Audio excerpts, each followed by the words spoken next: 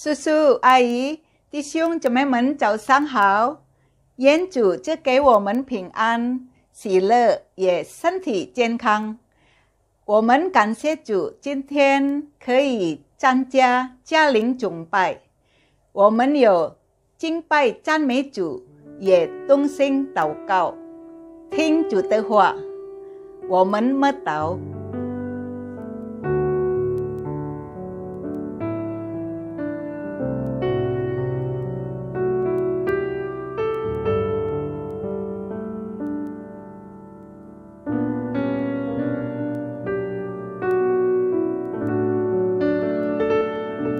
阿们。我们来唱诗家庭颂。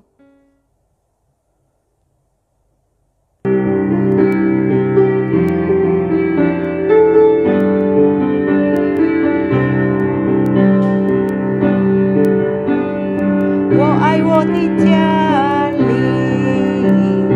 温馨又从容，它是那晚霞的光，它是那陈年的酒，它是那永恒的爱，又住在其中，多少慈爱，我就一个家里，家里yang ku sayang, lembut dan ramah, ya bagai bunga di senja, anggur tua yang nikmat.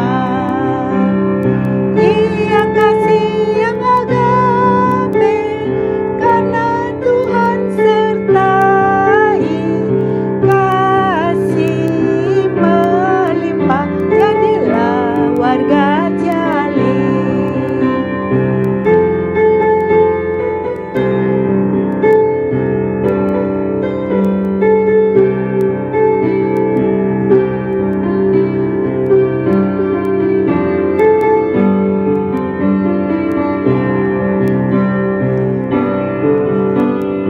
Wo ai wo di jali, wen sing yo trong yo,它是那晚霞的光，它是那陈年的酒，它是那永恒的爱，又住在其中，多少慈爱，我就一个家里。我们来祷告。主耶稣，我们感谢你的慈爱与恩典，我们有平安，身体健康。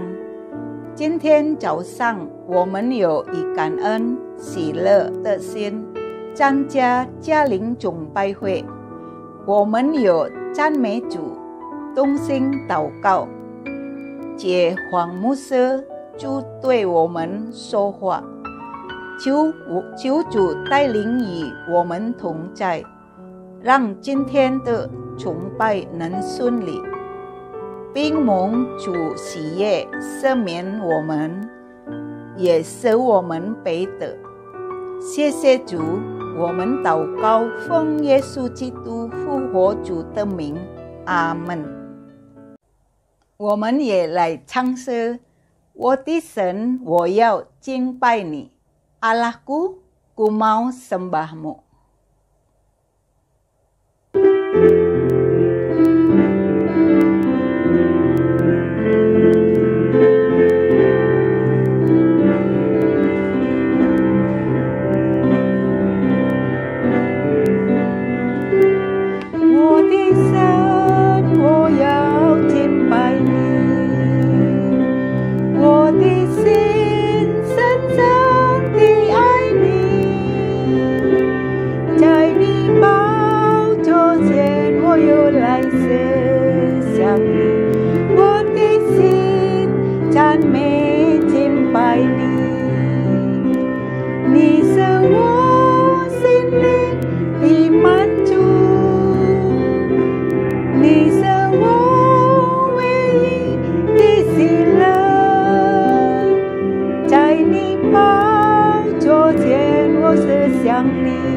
恩典，我的神，我要敬拜你。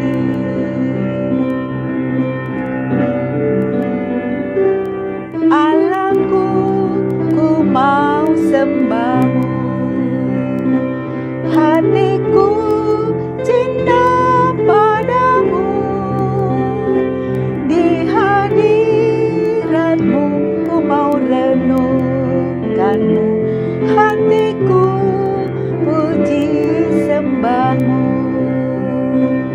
Engkaulah kepuasanku, Engkaulah sukacitaku,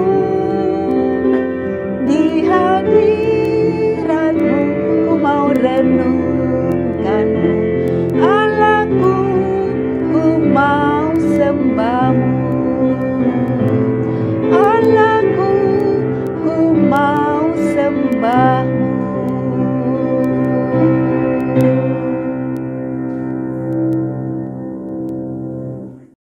Kita akan membaca firman Tuhan yang diambil dari 1 Korintus pasal 1 ayat 10 sampai 17. 1 Korintus pasal 1 ayat 10 sampai 17. Demikian bunyi firman Tuhan. Perpecahan dalam jemaat. Tetapi aku menasihatkan kamu, saudara-saudara, demi nama Tuhan kita Yesus Kristus, supaya kamu seia sekata dan jangan ada perpecahan di antara kamu. Tetapi sebaliknya, supaya kamu erat bersatu dan sehati sepikir. Sebab saudara-saudaraku, aku telah diberitahukan oleh orang-orang dari keluarga Klu tentang kamu, bahwa ada perselisihan di antara kamu. Yang aku maksudkan ialah bahwa kamu masing-masing berkata, aku dari golongan Paulus, atau aku dari golongan Apolos, atau aku dari golongan Kefas, atau aku dari golongan Kristus. Adakah Kristus terbagi-bagi? Adakah Paulus disalibkan karena kamu? Atau adakah kamu dibaptis dalam nama Paulus? Aku mengucap syukur bahwa tidak ada seorang pun juga di antara kamu yang aku baptis selain Krispus dan Gaius. Sehingga tidak ada orang yang dapat mengatakan bahwa kamu dibaptis dalam namaku. Juga keluarga Stefanus, aku yang membaptisnya. Kecuali mereka aku tidak tahu. Entahkah ada lagi orang yang aku baptis. Sebab Kristus mengutus aku bukan untuk membaptis, tetapi untuk memberitakan Injil. Dan itu pun bukan dengan hikmat perkataan, supaya salib Kristus jangan menjadi sia-sia. Demikian pembacaan firman Tuhan. Minggu ini adalah Minggu Prapaskah yang pertama. Kita ingat dan terus merenungkan akan kasih Tuhan dan berkat Tuhan yang begitu besar dalam kehidupan kita. Ia rela datang ke dalam dunia, mati, dan menebus dosa kita semua. Kiranya hidup kita semakin mengasihi Tuhan. Saat ini kita akan mendengarkan renungan firman Tuhan dengan tema Roh Pemecah yang akan disampaikan oleh Musa Andi. Mari kita siapkan hati kita nyanyikan sebuah lagu berjudul Cu Ayo Tuosau. Berapa besar kasih Tuhan.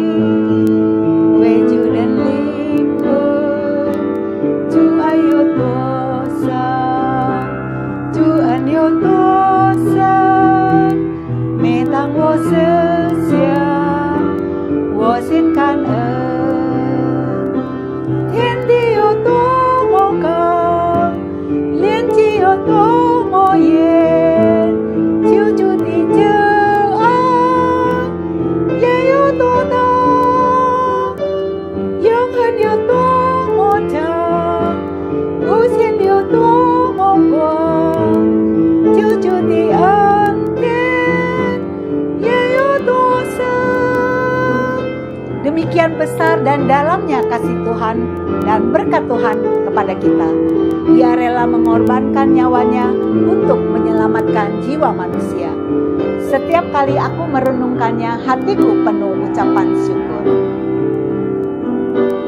Chúa yêu tôi xa, Chúa yêu tôi xa, takkan yang semi, wajud dan lingkung.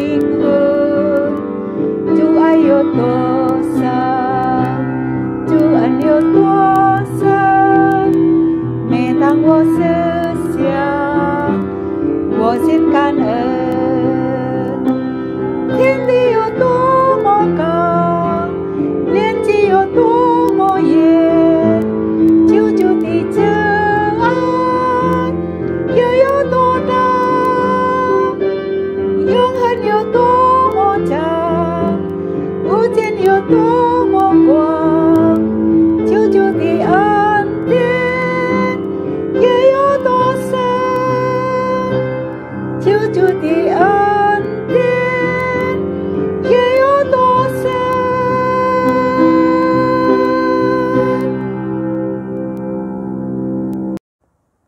Shalom, Ayah Aceh yang dikasih oleh Tuhan. Senang boleh kembali berjumpa di dalam persekutuan Komisi Usia Indah. Saya berdoa dan berharap Ayah Aceh semua dalam kondisi baik-baik dan sehat-sehat. Mari sebelum kita mendengar refleksi daripada firman Tuhan, kita sudah membaca Alkitab kita, mari kita berdoa. Tuhan, kami sudah membaca firman-Mu. Berbicaralah terus kepada kami melalui pembacaan firman Tuhan. Dan sekarang kami akan berefleksi daripada firman Tuhan, biarlah Tuhan juga memberkati pelayanan firman Tuhan. Di dalam nama Tuhan Yesus kami berdoa. Amin. Ayah Aceh yang dikasih oleh Tuhan, tema kita pada Minggu Prapaskah yang pertama dalam persekutuan Komisi Usia Indah kita ini. Saya mengambil tema Roh Pemecah. Di mana nas Alkitabnya saya ambil nas Alkitab yang sama seperti buku perenungan masa Prapaskah kita pada hari ini. Saya mengawali perenungan firman Tuhan ini dengan sebuah pepatah. Bersatu kita teguh, bercerai kita runtuh. Betul sekali. Ayah Aceh yang dikasih oleh Tuhan, permasalahan yang sama dijumpai oleh jemaat di Korintus yang kita baca tadi.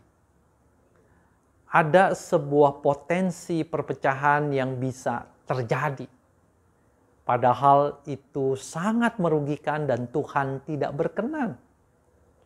Seperti pepatah yang tadi mengatakan bersatu kita teguh, bercerai kita runtuh.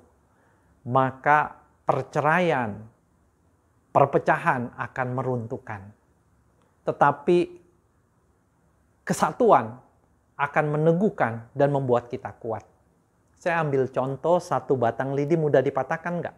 Mudah. Satu batang lidi mudah dipatahkan. Tapi kalau satu ikat sapu lidi, saudara bisa patahkan? Nggak bisa. Keras. Itu kekuatan bersatu. Saudara, apakah yang dinasihatkan oleh Paulus kepada jemaat di Korintus yang sedang berselisih dan bertikai ini dan punya potensi untuk pecah? Maka nasihat Paulus yang pertama adalah jangan pecah. Paulus melarang perpecahan itu. Paulus mendorong mereka untuk bersatu. Di dalam ayat yang ke-10 kita melihat Paulus mendekati mereka dengan penuh kasih, dengan lemah lembut. Paulus menyebut dirinya saudara. Padahal dia pendiri jemaat Korintus. Dia rasul. Tapi dia menyamakan dirinya dengan jemaat di Korintus sebagai apa? Saudara-saudara seiman. Disitulah Paulus dengan lemah lembut menasehatkan mereka untuk apa? Jangan terjadi perpecahan. Sebaliknya mereka harus seia sekata.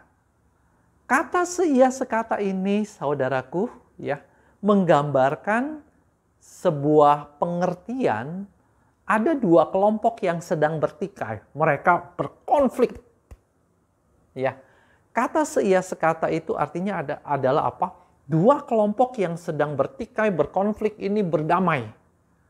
Lalu kembali harmonis dan kemudian bersatu. Itu seia sekata. Lalu tidak cukup hanya perkataan seia sekata. Paulus juga menggunakan istilah di dalam kedokteran, di mana dia pakai kata erat bersatu. Nah, erat bersatu itu menggambarkan sebuah kondisi tulang manusia yang patah.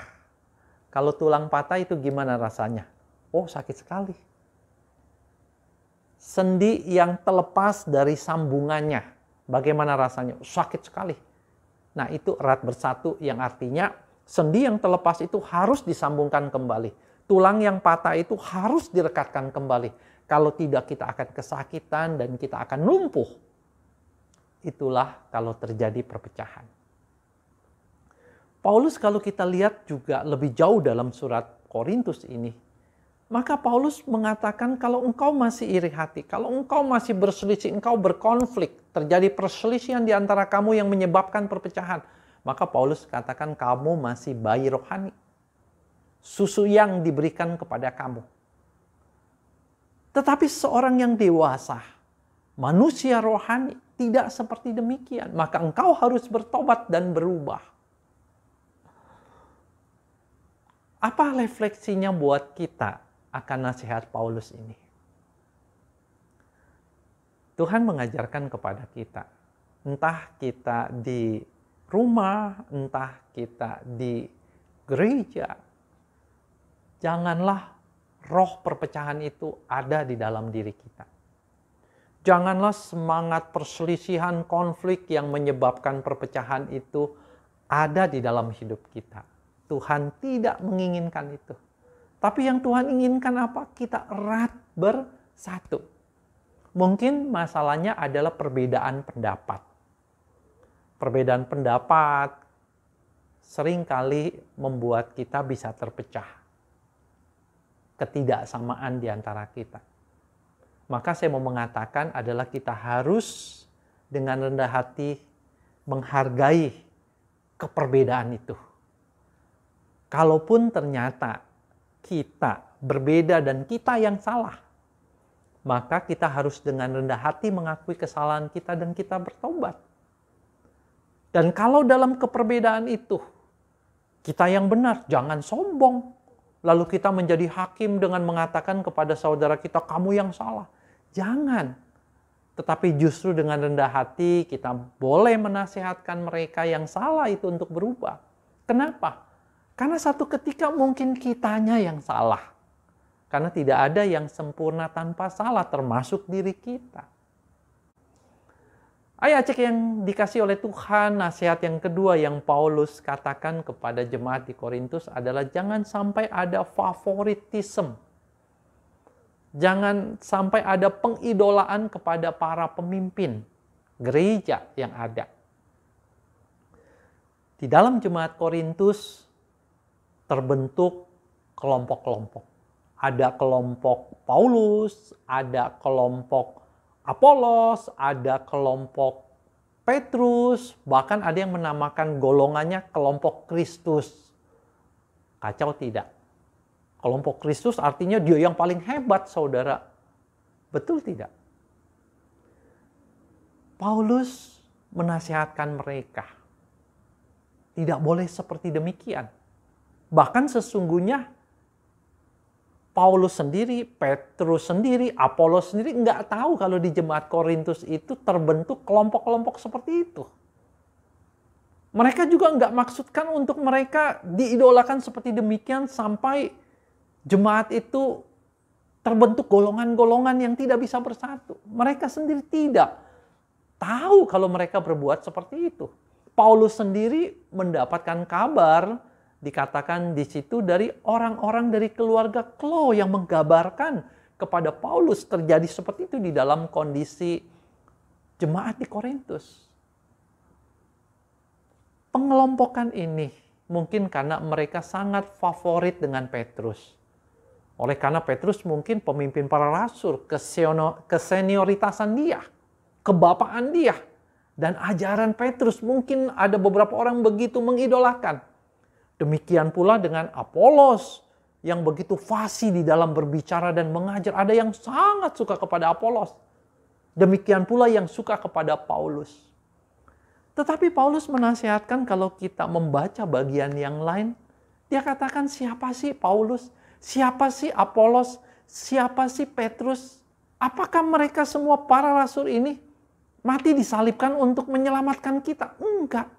Tapi yang mati menyelamatkan kita adalah Kristus. Tetapi mereka ini, para rasul ini adalah para hamba Tuhan, pelayan Tuhan. Ada yang bertugas untuk menanam, ada yang bertugas untuk menyiram, ada yang bertugas untuk menabur, tetapi Tuhanlah yang memberikan pertumbuhan. Kalau Tuhan tidak memberikan pertumbuhan, tidak ada gunanya segala usaha mereka. Yang artinya apa? Sia-sia. Nggak perlu mereka diidolakan, difavoritkan. Mereka mempunyai peranannya, fungsinya yang berbeda-beda. Ayah Acek yang dikasih oleh Tuhan, bagian ini membuat saya kembali mengingat akan gereja kita. Ketika kita masih bersekutu, beribadah bersama di gereja, udah 2 tahun ya kita nggak bersekutu bersama. Tentu udah sangat rindu berkumpul, ketemu dengan teman-teman, ketemu dengan Muse dan Cuantau, pasti semua pada rindu. Ayah Acek yang dikasih oleh Tuhan, kita punya banyak hamba Tuhan. Tentu ada yang suka dengan hamba Tuhan A, hamba Tuhan B, hamba Tuhan C. Tidak apa kita suka dan cocok dengan mereka. Tetapi saya mau mengatakan jangan kita mengidolakan atau menjunjung hamba Tuhan yang lebih tinggi daripada yang lain. Tidak. Semua hamba Tuhan yang ada adalah pelayan-pelayan Tuhan yang mempunyai peranan yang berbeda. Jangan kita juga membandingkan yang satu dengan yang lain. Yang ini lebih hebat dari yang ini lebih lemah daripada yang itu. Jangan. Karena kembali lagi saya katakan bahwa masing-masing mempunyai peranan dan fungsinya.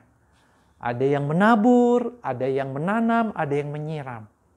Ada yang kuat di dalam pelayanan mimbar, ada yang kuat di dalam pembinaan, ada yang kuat di dalam penggembalaan pastoral. Tetapi masing-masing kita mempunyai peranannya sendiri-sendiri. Paulus gambarkan gereja itu seperti tubuh Kristus. Ada yang jadi mata, ada yang jadi mulut, ada yang jadi tangan untuk bekerja, ada yang kaki untuk membawa berjalan. Saudara tidak bisa dibandingkan mana yang lebih hebat, apakah mata atau mulut, karena fungsinya berbeda. Demikian pula semua hamba Tuhan yang ada di dalam gereja kita mempunyai fungsinya yang berbeda-beda. Tetapi justru yang ada adalah kita harus mendoakan supaya bagaimana yang berbeda-beda ini bisa boleh menjadi satu untuk saling melengkapi. Ayah Acek yang dikasih oleh Tuhan, menutup khotbah ini saya mengingatkan akan doa Tuhan Yesus kepada para muridnya. Apa yang didoakan oleh Tuhan Yesus? Di dalam Yohanes pasalnya yang ke-17. Tuhan meminta kepada Allah Bapa supaya semua muridnya dijadikan satu. Luar biasa ya. Tuhan meminta supaya murid-muridnya hidup bersatu. Tidak ada perpecahan di dalamnya. Mau gak kita di masa-masa prapaskah ini menolak semangat perpecahan? Di masa-masa prapaskah ini kita berdoa kepada Tuhan, biarlah roh pemecah itu tidak ada di dalam hidup kita. Kiranya Tuhan memberkati AI Acek dan kita semua. Mari kita berdoa. Tuhan, kami sudah membaca firman Tuhan. Kami sudah berefleksi daripada firman Tuhan. Biarlah Tuhan memberkati kami semua.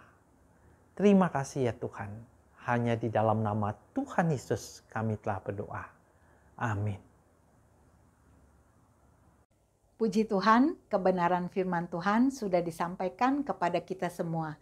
Kiranya firman-Nya terus bergema dalam hati kita renungkan, dan kita bertekad untuk dapat melakukannya dalam kehidupan kita. Kita mau hidup terus di dalam Tuhan. Saat ini kita akan menaikkan beberapa pokok doa syafaat. Yang pertama, kita mau berdoa untuk setiap pergumulan jemaat di tengah pandemi COVID-19 ini, khususnya saat ini ada varian Omikron yang terus menaik. Kiranya jemaat diteguhkan imannya dan semakin dekat dengan Tuhan. Mari kita berdoa. 亲爱的主耶稣，这个时候我们看到新冠状病毒 COVID-19 以及这个新变种的病毒这个 Omicron 正蔓延全球。主啊，我们发现世界各国有好多的人民，教会的牧师、传道人、师母们、信徒们，我们挚爱的弟兄姐妹们，有好些都感染到这个病毒。主啊，求主你开恩怜悯医治，让他们的病能够早日的痊愈。感谢主。这个时候我们也盼望每一个属主的弟兄姐妹们，在这非常的时期，我们不但要照顾身体的健康，我们更要有信心的仰望主，与主多多的来往，透过读经、祷告、灵修、听道，天天的与主相亲，天天的与主有密切的关系，这样圣灵内住在我们心中，使我们有格外的平安、喜乐与安宁。感谢主垂听我们的祷告，奉主名求，阿门。 Yang kedua, kita mau berdoa untuk jemaat-jemaat yang sedang lemah tubuh, baik mereka yang terpapar COVID maupun setiap jemaat usia indah yang lemah tubuh. Kiranya Tuhan meneguhkan iman mereka dan mereka terus bersandar kepada Tuhan. Dan Tuhan memberikan mereka kekuatan serta kesembuhan. Mari kita berdoa. 爱我们的主耶稣，感谢你的保守看顾。今天让我们有机会为一些身体软弱的弟兄姐妹们祷告。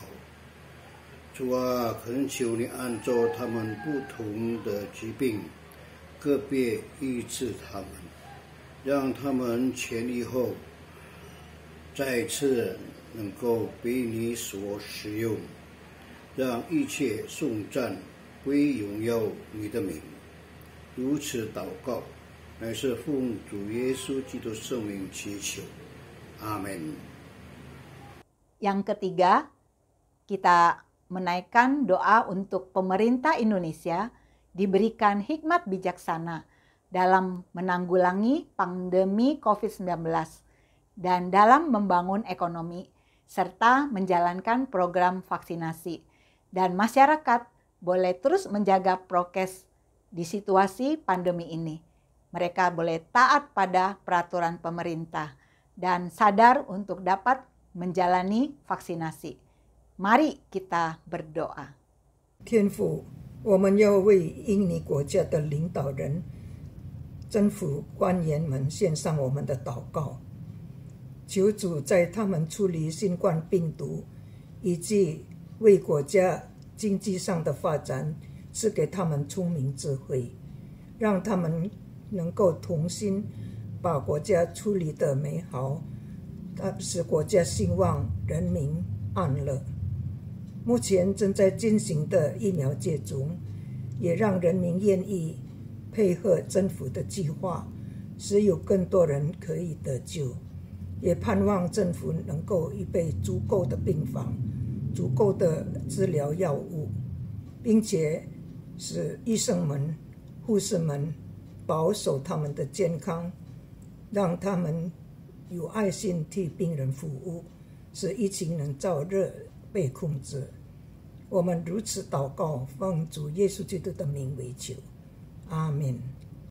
Sebagai lagu penutup, mari kita sama-sama menyanyikan sebuah lagu berjudul Rensen Siapang Chang, Wo Te Ken Sin Cai.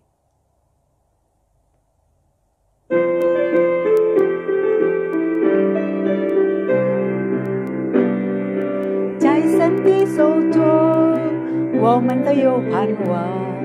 虽然我们的肉体会渐渐地衰弱，神应许我们永远不离开。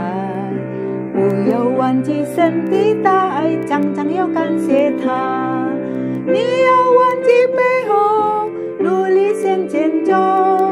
人生下半场，我的根心在，起来为主做光，起来为主做盐。靠神的灵，天天祷告，你必能得胜。在神的手中，我们都有盼望。虽然我们的肉体会渐渐地衰弱，神应许我们永远不离开。不要忘记神的大爱，常常要感谢他。你要忘记背后，努力向前走。人生下半场，我的根心在，起来为主做光，起来为主做盐。靠神的力，天天祷告，你必能得胜。